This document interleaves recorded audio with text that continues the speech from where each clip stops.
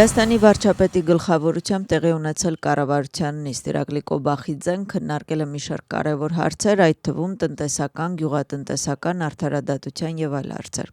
Վարչապետը նաեւ արձագանքել է երեկվա ձերբակալություններից։ Վերջինս ասում է, ձերբակալվել են իրավապահ մարմինների 5 ներկայացուցիչներ, որոնք մեղադրվում են անցյալ տարվա նոյեմբեր-դեկտեմբեր ամիսների բռնի հանրահավաքների ժամանակ կոնկրետ անձանց նկատմամբ բռնություն գործադրելու մեջ։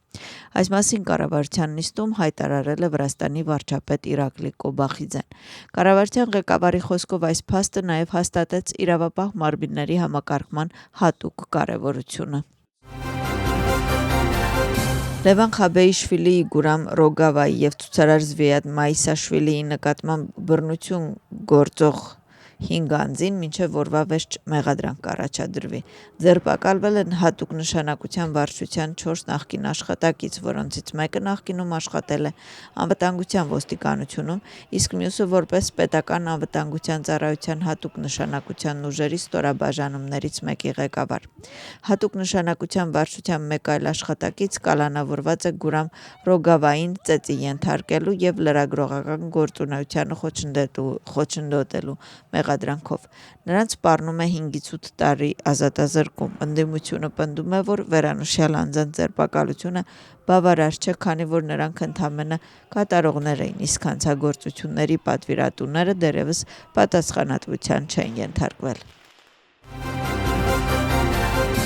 Ընդդիմության դաշինքը հայտարարություն է տարածում, որում նշվում է, որ հոկտեմբերի 4-ի գործով ձերբակալվածների նկատմամբ կայացված դատավճիռները արդարադատության ակտ չեն եւ որ ոչ մի կապ չունեն օրենքի հետ։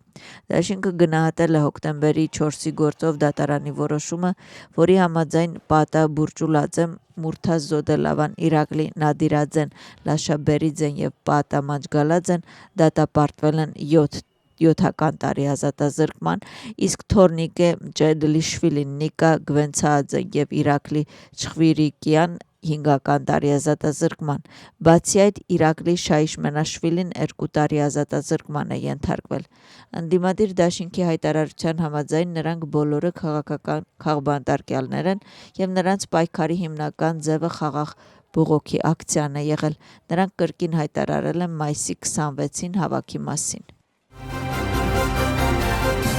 Վրաստանի խորհրդարանի խոսնակ Շալվա Պապուաշվիլին բաց նամակ է հղել Վրաստանում Եվրամիության դեսպան Պավել Հրչեսկուն։ Նամակը ներկայացված է ստորև Եվրամիության հիմնադիր հայրերից մեկը եւ մեծ ֆրանսիացի պատմական գործիչ Ռոբերտ Շումանն իր պատմական հայտարարությունը արեց այն օրը Երկրորդ համաշխարհային պատերազմի ավարտի 5-րդ տարելիցին։ Շումանի հռչակագիրը հիմնված էր մեկ հիմնական նպատակի վրա՝ ապահովել, որ պատերազմը երբեք այլևս չոչնչացնի Եվրոպան։ Հռչակագրի ոգին հստակ էր՝ խաղաղություն միասնության միջոցով, համագործակցության փոխադարձ հարգանքի միջոցով, կայունություն համատեղ պատասխանատվության միջոցով։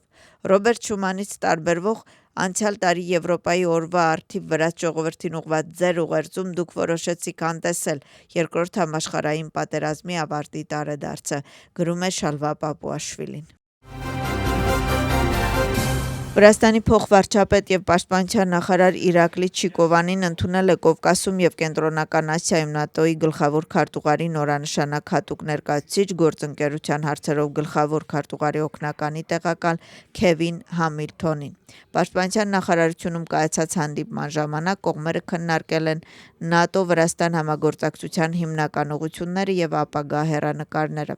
Ուշադրությունը կենտրոնացել է երկարաժամկետ համագործակցության շրջանակներում ձեռք բերված արդյունքների վրա, այդ թվում ՆԱՏՕ-Վրաստան անհրաժեշտ փաթեթի նախաձեռնության վրա։ Հանդիպման ընթացքում նշվել է, որ դաշինքի հետ գործնական համագործակցության կարևորությունը, որը մեծ դեր է խաղում պաշտպանության վերափոխման եւ ՆԱՏՕ-ի հետ փոխգործունեության բարձրացման գործում։